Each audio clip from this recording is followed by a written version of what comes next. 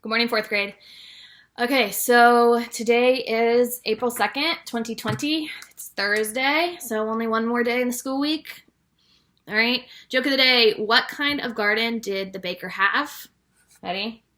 The baker had a flower garden. Get it? Because flower spelled this way means baking flour and not Flower, which is a garden flower. I just told fifth grade that it's a little weird to do the joke of the day when you're just talking to a video camera instead of actually talking to kids in your classroom. Sorry, that's my cat. So anyway, okay, so we're on week 2, lesson 4. We have a lot of learning targets today. Usually, I just have one objective. And they're all related though. So I can solve multi-step word problems using all 4 operations. When you are doing that, you're going to be doing the next bullet, so I can represent the context of a word problem using drawings and equations. All right, so that just means you can represent what's in the word problem using any kind of math model or equations. Okay, and then using variables to represent unknown quantities. So that's basically what we've been doing, where we use a letter. That's what a variable is. Use a letter to represent the unknown, what we're trying to find out. Okay. And then checking the reasonableness of my answer using a variety of strategies. So usually when we check the reasonableness, we are estimating. So we'll see if we're going to be doing any of that in here today. If you tried to figure out the daily fluency, I want you to skip it. To be very honest, you guys know that I am always very honest when I don't understand something. I have gone through this problem, and I've asked multiple of my other math teacher friends that also teach 4th and 5th grade math. And none of us have been able to figure out the other parts. So I'll go over what I've done so far, in case you did. I know a couple of people messaged me already asking about it. So we know about the area model. We're multiplying. So that chocolate pretzel would equal 50 because 5 times 10 is 50. And then if they have 30 in the box below that, and 10 is one of the numbers up top, then I know that the other number would have to be 3 because 10 times 3 is 30. Okay?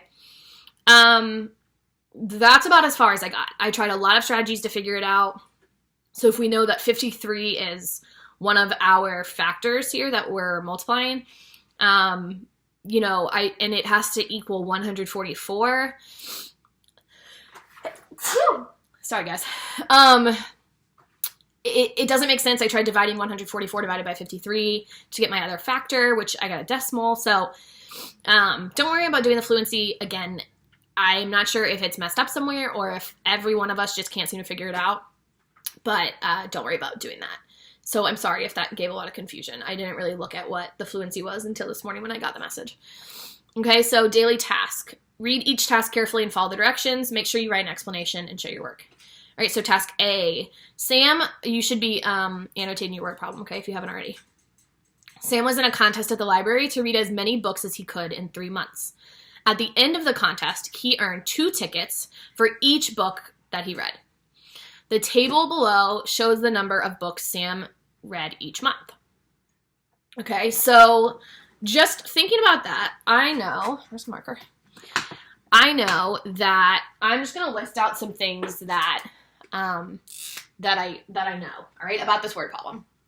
So I know how many books he read each month.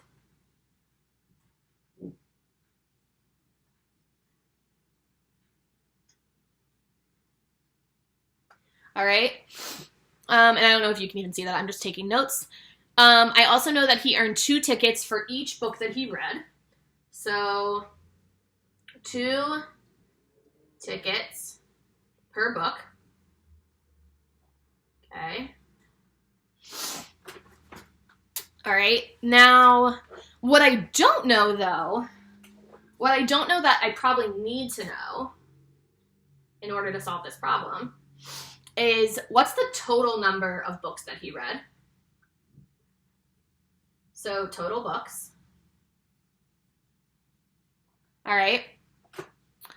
And how many total tickets did he earn? Okay, so I don't know the total books. I don't know the total tickets. All right, so let's go down and read some more on our problem. Sam was able to buy 1 prize for every 5 tickets he had earned. Sam bought as many prizes as he could with tickets. How many prizes was Sam able to buy? Solve using a model and equation. Okay, so first of all, let's think about what we need to know in order to even figure that out. So now we know that one prize equals 5 tickets, right? He needs 5 tickets for one prize. So one prize equals 5 tickets. Okay? Now, we need to know how many prizes did he buy. So number of prizes. Okay, number of prizes. All right, so let's start with what we need to know, because this is going to tell us what we need to figure out in order to get our final answer. Okay, so again, we know that he read all those books, but we don't know how many total books he read. So let's start there. So I'm going to go up here and I'm going to label this total books, because again, when it's a multi-step problem, that means I'm going to have to do a lot of things and I need to organize my work. So total books. So I'm going to add, okay, he read 15 in January. He read 13 in February and 16 in March. Okay? So I'm just going to add a 6, 7, 8, 9, 10, 11, 12, 13, 14. All right? Okay? And then 1, 2, 3 plus the 4 that I just added. So he read 44 total books. Okay? Now, he earned 2 tickets for each book that he read. Okay? So if he read 44 books, I need to know, one of the things I put in my questions of things to find out was the total tickets. So if he read 44 books and he got 2 tickets for every book, I know that I can multiply to figure out how many tickets he got. Okay? So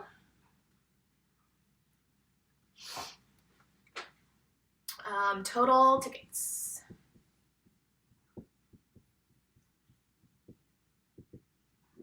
All right, so I can say 44 times 2. Okay?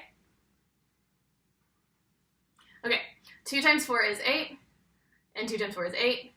So I can see that that Sam earned 88 tickets altogether. Okay?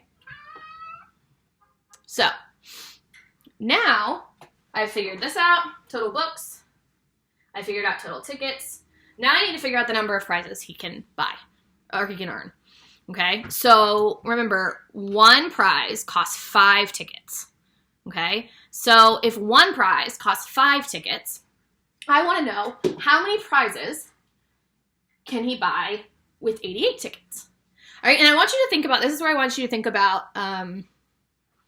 I want you to think about using a math model to help you, right? If you're unsure what to do. Okay, so let's think about it. He has, let's see if I can block some of this off. Okay, so Sam has 88 total tickets, right? 88 is my total, all right? I know that each prize costs 5 tickets, okay? Each prize costs 5 tickets. What I don't know is how many prizes can he buy. So by this model, I can see that I'm trying to figure out basically the number of groups that I have, okay? The number of prizes he can buy. So I know that when I see a model like this especially, and when I draw a model like this to represent the problem, this usually means I'm going to be dividing, okay? I have 88 as my total. I have 5 as one of my parts, as my group size, but I don't know my number of groups, which is how many prizes he was able to buy. So I'm going to use long division to solve this problem. So I have 88 divided by 5. Okay? So I'm going to start with division. Remember the steps for long division: divide, multiply, subtract, bring down. Okay, so I'm going to start with division. 5 goes into 8. How many times? 5 goes in 1 time. Okay, now I'm going to multiply. 1 times 5 is 5. Subtract. 8 minus 5 is 3. And then I bring down the 8. Okay, now I start back over at division. 5 goes into 38 how many times? It goes in 7 times. 5 times 7 is 35. And when I subtract, I get 3. Okay, so I have 17 remainder 3. That's my answer. So now we're going to do what we had talked about and we've done before about interpreting that remainder, figuring out, okay, what does my answer mean? I can't say Sam bought 17 remainder 3 prizes. There's no such thing as you having 17 remainder 3 prizes, right? No one says that. Come look at my 17 remainder 3 prizes. No. So this, what I can interpret this as, my quotient, this is how many prizes he can buy with the 5, with each one being 5 tickets. And then this 3 that's left over, that's just how many tickets he has left. But if he only has 3 tickets and a prize costs 5 tickets, he doesn't have enough to buy another prize. So he can only get 17 prizes. Okay, so answering our final question, how many prizes was Sam able to buy? Sam was able to buy 17 prizes. Okay, try and get that a little closer so that you can see it. All right, go ahead and feel free to pause this video here so that you can copy it down. Or not copy it down, check your work, because hopefully you have been doing it with me this whole time. All right, so moving on to task B. Oh, they give you a lot of problems today. All right, it says the Sugar Shack Bakery has apples delivered each day for their famous apple pies. On Monday, they have 23 boxes of apples. Each box contains 46 apples. They use 8 apples for each pie. Write an equation and use a model to determine the total of apple pies the bakers can make. Okay, so I have my eraser. Once again, we're solving those multi-step problems, so I'm going to start by making a list of things that I know and things that I need to know in order to solve this problem. Okay, so I know, going back to my problem. So you get apples delivered each day.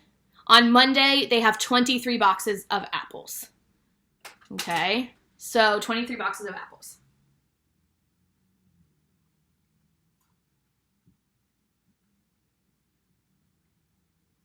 All right. What else did they tell us? Each box has 46 apples in it. So that means in one box, there are 46 apples. Okay. They need 8 apples for each pie. So one pie requires 8 apples. All right.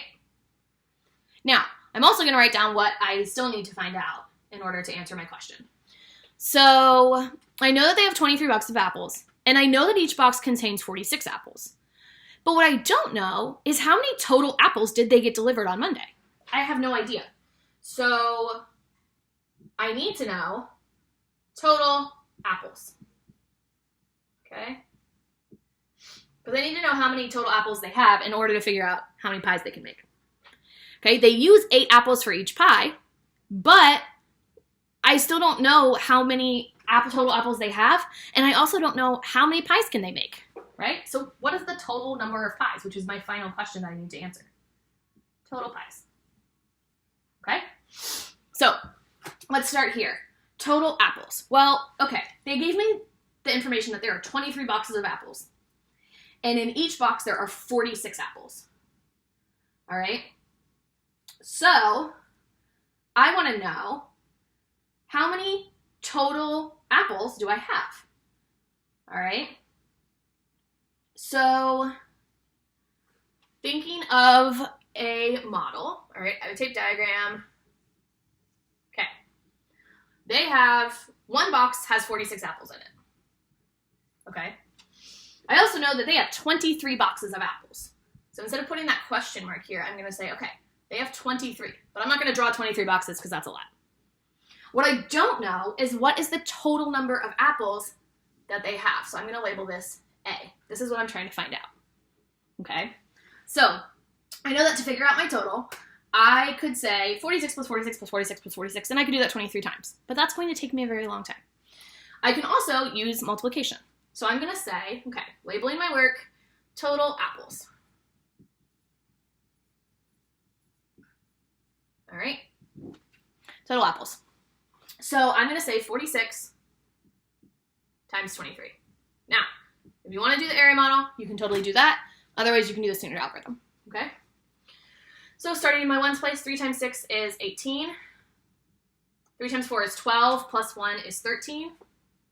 Making sure I line up all my numbers. All right, I'm done with that one. All right, going on to my tens place. Remember, if I'm multiplying in the tens place, that means I need to start recording in the tens place. So I'm going to put a 0 in my ones place. 6 times 2 is 12. So I'm going to put a little 1 in the hundreds place and a big 2 in the tens place because I still have more to multiply.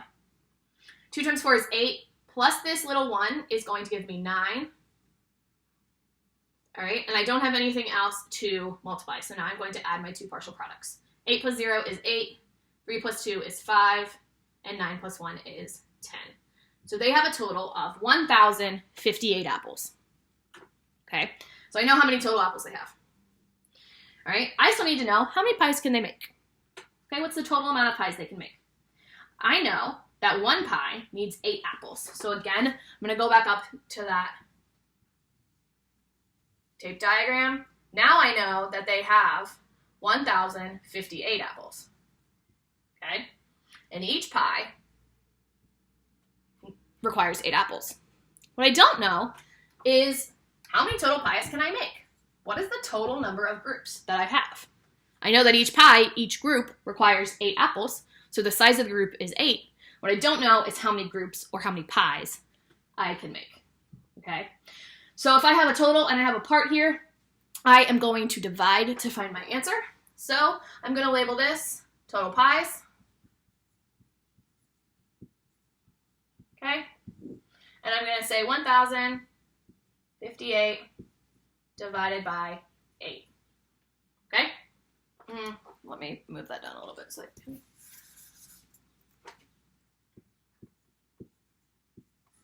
All right, here we go. Remember, divide, multiply, subtract, bring down.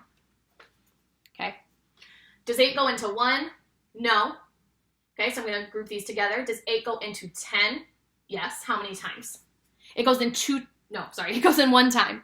Okay, remember my 1 is going to go above that 0 because I'm dividing into 10 now, not just 1.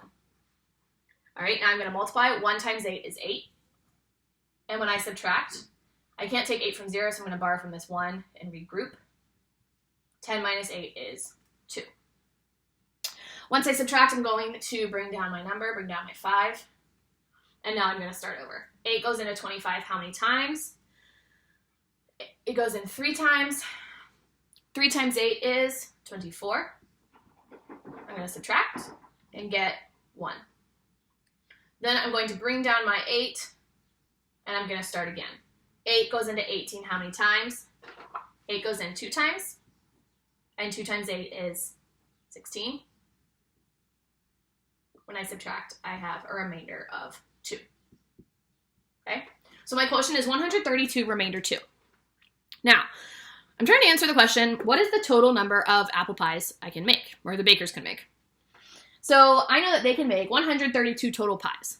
But again, like our last problem, I can't say, oh, the bakers can make 132 remainder 2 pies. What is a remainder 2 pie? Right? Doesn't make sense. So I'm going to interpret this as, okay, the bakers can make 132 pies. These two, this 2 that's my remainder, that's how many apples they have left over, right? But they don't have enough to make another pie. So they can only make 132 pies, which is a lot of pies. Okay, be sure to write your answer in a statement. I'm not going to do that here to save time, and I know you guys know how to do that. So what's the total number of apple pies the bakers can make? The bakers can make 132 pies. Okay, moving down to task C. In case you guys can't see this very well, here it is. Feel free to pause the video so that you can check your work. Okay, so where's my eraser? I dropped it. Guys, this whole working from home thing is kind of crazy. Okay.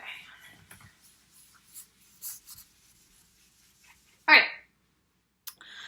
Task C, Carl's rectangular vegetable garden is 20 feet by 40 feet. That sounds important. You should underline it. And McKenna's is 25 feet by 40 feet. Whose garden is larger in area? Okay. Write an equation and use a model to determine if Carl or McKenna have the largest area of their garden. All right, so back to that know and need to find out chart. All right, I know that Carl's garden is 20 feet by 45 feet. So K is 25 feet. Oh, no, 20 feet by 45 feet, sorry. 20 feet by 45 feet. Okay. I know that McKenna's is 25 feet by 40 feet. So McKenna's is 25 feet by 40 feet. Okay. I need to know, well, I don't know the area of K's garden, of Carl's. So I'm going to say I need to find K's area. All right. I need to find the area of McKenna's.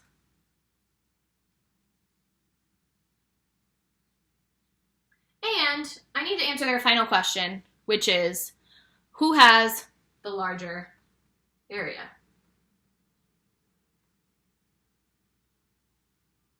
Okay. So I'm going to start by drawing some pictures here. And since we're dealing with area, I'm going to not use a tape diagram, but I'm going to actually draw the garden. So Carl has a garden that is 20 feet by 45 feet.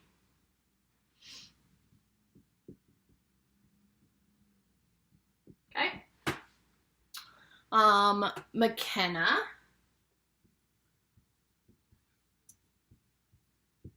has a garden that is 25 feet by 40 feet. Okay. I also need to know, how do I find the area?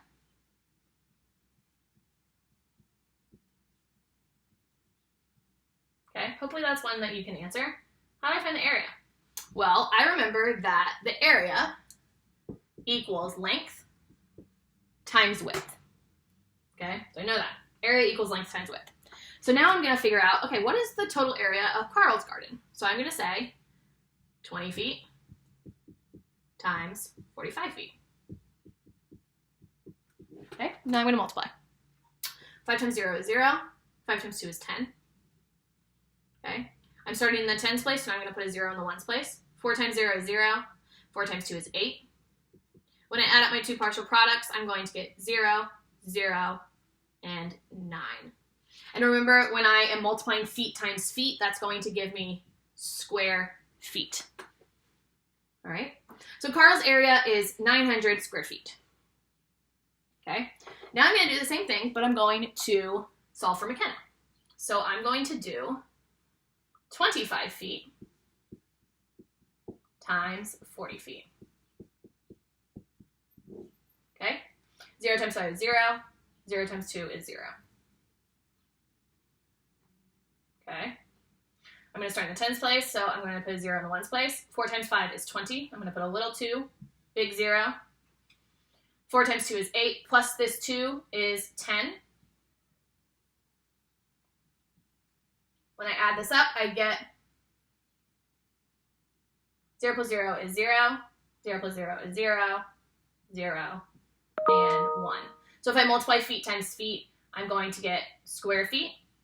So McKenna's area is 1,000 square feet. All right. So, sorry, this is important from Miss DeAngelis, so let me make sure. Okay, so determine if Carl or McKenna have the largest area in their garden. Okay, so let's compare. Carl's is 900 square feet. McKenna's is 1,000 square feet. So which one is bigger? McKenna has the larger area. Okay, make sure you write your answer in a statement. All right, daily closing. What takeaways from the lesson will be important to know 3 years from now, and why? I can't answer that for you. Depends on what you think you're going to take with you 3 years from now when you are in 7th grade. Yeah, so just think about it. Think about what you think is important from here, what was helpful, what you're probably going to need to know when you're in math class in 7th grade, or just in life. Maybe you want a garden. And write your response. Make sure you use complete sentences, at least 3 to 5 sentences. Okay. I hope you guys have a great day. That's all we have for today for math, so tune in tomorrow for the last day of the week. Make sure you're staying safe, wash your hands, get outside, get some fresh air, and I will see you guys tomorrow. Bye.